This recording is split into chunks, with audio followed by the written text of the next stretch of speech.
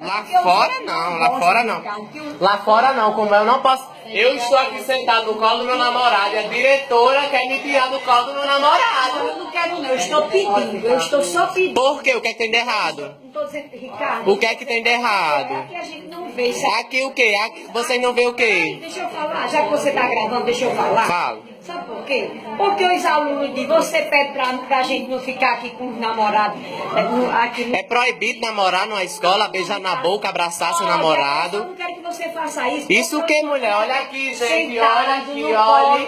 Olha aqui, ó. No colo do meu namorado. Ó. Já que No você colo está do meu gravando, namorado. já que você está gravando, deixa eu pedir pra você. Só pra Grave, você ela. ficar. Grava aqui, Carol. Grava aqui, grave. Ela tá querendo entrar no colo de Gustavo. Eu não estou querendo, não, estou só pedindo. Do mesmo jeito que eu peço para as meninas, não ficar no colo, o que é que tem? Isso é muito feio, não. Eu não saio do colo do meu namorado. Você faz o que você quiser. Não saio do colo do meu namorado. Eu não saio do colo do meu namorado. Coisa feia é seu preconceito.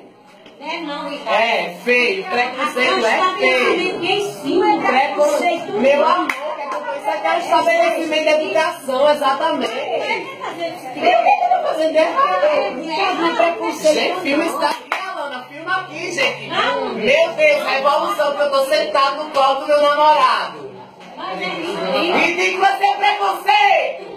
Homofóbica. Homofobia é crime. Homofobia é crime. Não saio do colo do meu namorado. Me tira daqui a força. Não tiro, não saio. Filme, não saio. Não saio. Ridículo é seu preconceito, mulher. Ridículo é seu preconceito. Conservadora, homofóbica. Vou matar ele. Vou matar ele. Meu Deus! Como assim? Sempre foi aí. Você que quer chamar o técnico pra mim? Algum dia a empresa fosse que não era aqui. Meu Deus!